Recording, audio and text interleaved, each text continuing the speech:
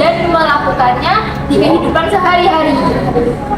Oh, gitu tahu. Ya dong. Ya udah jangan lama-lama, kasihan tuh mereka nungguin. Iya, oke, let's go, let's go. Hai, aku Michelle. Halo, aku Niela. Hari ini kita akan mewawancarai kalian. Nah, sebelum kita mulai, bisa nggak tolong perkenalkan diri kalian masing-masing dulu? Kalau pakai bahasa itu gimana sih? Biasa bilang tak kenal maka tak sayang. Jadi tolong perkenalkan diri kalian satu-satu dong. Halo, kenalin, nama aku Chelsea. Halo, aku Resteri, ceritanya juga. Oke, kalian bertiga sudah berkenalan belum? Sudah kok. Oke, kalau gitu kita mulai ya wawancaranya. Yang pertama, aku ingin tahu apa saja sih nilai-nilai dasar hidup yang diajarkan oleh Tuhan Yesus dalam kehidupan sehari-hari. Yang pertama dari nilai dasar hidup bersama adalah kebebasan. Kebebasan bagi anak-anak Allah.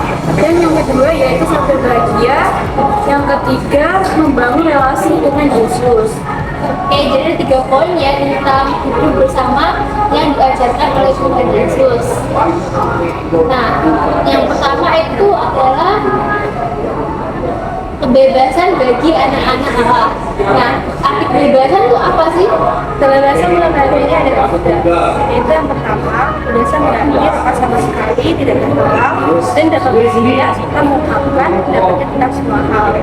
Yang kedua, kata bebas juga dapat diartikan sebagai satu kondisi yang tidak terikat antara pajak, hukuman, dan kewajiban. Dan yang ketiga, bebas juga berarti merdeka, tidak dijajah.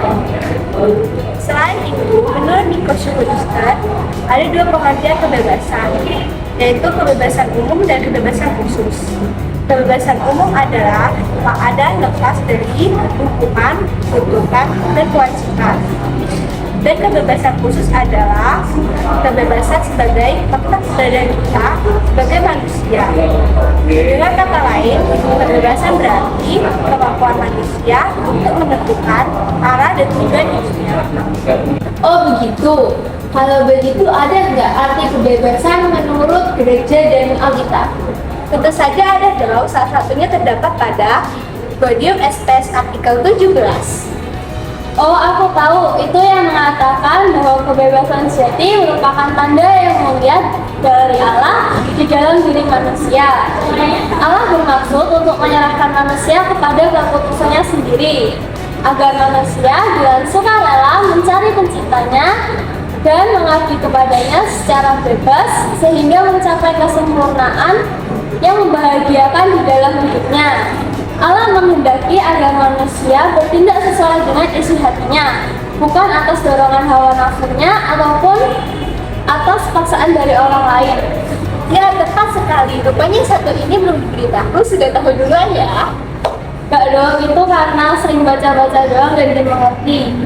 Contoh lainnya terdapat pada Galatia 5 ayat 1, 13-15. Ada yang tahu nggak? Tahu itu yang berkat sengsara, wafat dan berkat yang Kristus. Kita menjadi orang bebas, maka dari itu kita diajak untuk membebaskan sesama yang bukan, sebaliknya menggunakan kebebasan yang sudah diberikan Allah untuk hal-hal yang tidak benar. Nah, benar juga ini. Rupanya pinter-pinter semua ya. Nah, udah ya kalau gitu bisa nggak tolong jelaskan pandangan gereja menurut kebebasan? Aku kepo nih. Pandangan gereja tentang kebebasan mengandung 2 segi yang tidak dapat dipisahkan. Yaitu yang pertama, manusia memang harus bebas dari hal-hal yang mengekang dan menghambat seseorang untuk berkembang dan mengaktualisasikan dirinya. Yang kedua, manusia juga harus bebas melakukan segala sesuatu yang baik dan benar dalam upaya membawa dirinya menuju ke kesempurnaan. Oh gitu, oke, siap-siap. Oke, kalau begitu sudah cukup ya tentang kebebasan. Sekarang kita beralih ke poin yang kedua, yaitu sabda bahagia. Aku ingin tahu apa itu tentang kebahagiaan. Masing-masing orang mengartikan kebahagiaan dengan cara pandangannya. Kebahagiaan bisa lahir dari hal-hal yang sifatnya lahiriah, dunia, material, dan sifat batinnya. kebahagiaan lahirnya dapat berupa kekayaan, popularitas, kekuasaan, kebahagiaan dunia seperti pujian, penghargaan, kekuasaan, dunia. Kalau begitu, ada tidak kebahagiaan menurut Yesus? Ada dong, kebahagiaan Yesus tertulis di Injil Matius 5 ayat 3-10. Ada 8 sabda bahagia menurut Injil Matius, yaitu berbahagialah orang yang satu, miskin di hadapan Allah, 2, berduka cita, 3, lemah lembut, 4, lapar dan haus akan kebenaran, 5, murah hati, 6,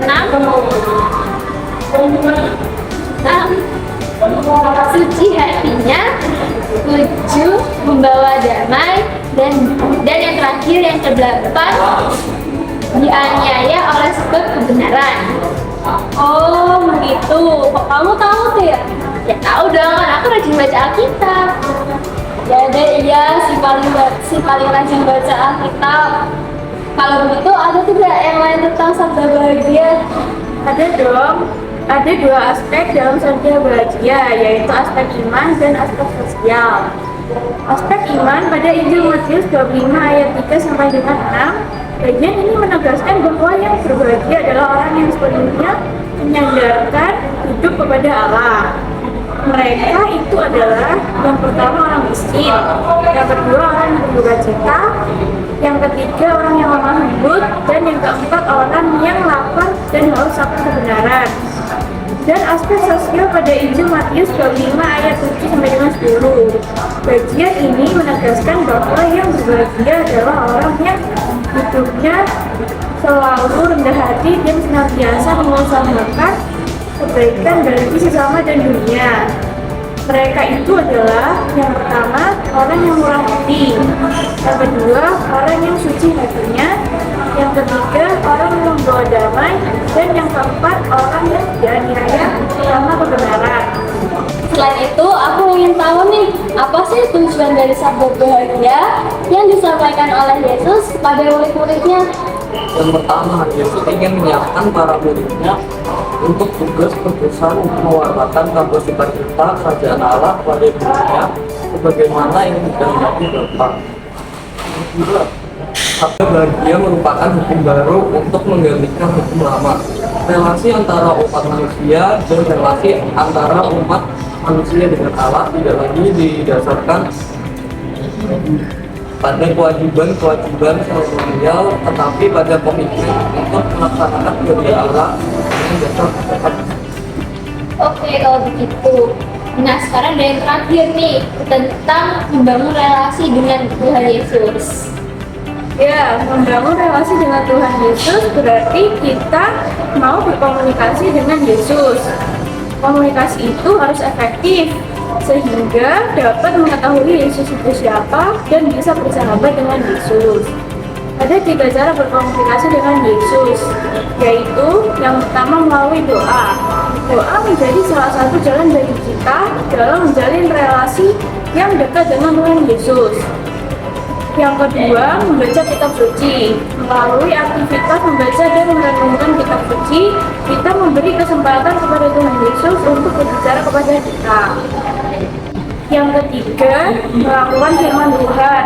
Yesus berkata, "Itulah siapa orang yang berseru kepadaku, Tuhan akan masuk ke dalam kerajaan surga, melainkan dia yang melakukan kehendak Bapa-Ku yang di surga." Matius 7 ayat 21. Itu ada pandangan kita suci tentang relasi. Yang pertama menurut Ibrani 20 ayat 22 sampai 25. Ada 3 hal yang perlu dilakukan untuk membangun relasi dengan Tuhan. 1. Hati tulus dan iman yang teguh. Ayat 22. Dasar yang kuat dalam menjalin relasi dengan Tuhan Yesus adalah iman. Hati yang tulus ikhlas adalah hati yang jujur, sejati, asli, apa adanya, nyata, dan tidak hanya terlihat baik dari luar saja. Keyakinan iman yang teguh menunjukkan kepastian yang kuat tanpa keraguan. Tahu yang kedua, yaitu teguh dalam mengharapkan. Ayat 23. Sikap teguh teguh dalam mengharapkan menjadikan kita tidak mudah putus asa dalam menjalin relasi dengan Yesus. Relasi dan komunikasi dengan Yesus seperti juga relasi kita dengan sesama. Kadang ada pasang surutnya. Dengan memiliki keteguhan dalam mengharapkan, sehebat apapun pasang surut relasi kita dengan Yesus, hal itu tidak akan memutuskan jalinan relasi kita dengannya. Benar kan, Cia? Benar sekali. Dan yang ketiga, saling memperhatikan, mendorong dalam kasih. Yaitu ayat 24 sampai 26. Sikap saling memperhatikan, saling mendorong dalam kasih merupakan prasyarat menjadi murid Yesus yang sejati. Pun juga dengan sikap yang tidak menjauhkan diri dari pertemuan, tempat ibadah dan sikap saling menasihati, dengan menunjukkan sikap sebagai murid yang sejati. Maka relasi kita dengan Yesus akan terjalin dengan harmonis. Selain itu, menurut Matius 4 ayat 18-22, murid-murid Yesus, Yohanes Petrus, Andreas, Yakobus, Anas, Zebedeus, dan Yohanes, dapat banyak alasan langsung berjalan ketika diajak untuk mengikuti Yesus. Ini memperlihatkan bahwa mereka memiliki kepercayaan yang luar biasa pada Yesus. Kemungkinan besar jika mereka tidak percaya pada Yesus, maka mereka tidak akan mengikuti Yesus begitu saja. Selain percaya pada Yesus, mereka juga memiliki harapan terhadap Yesus.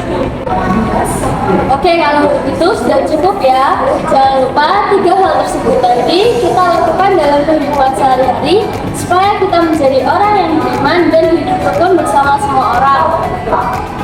Ya, sekian dari kami. Terima kasih Chelsea, Cia, dan Dani sudah mau menjadi narasumber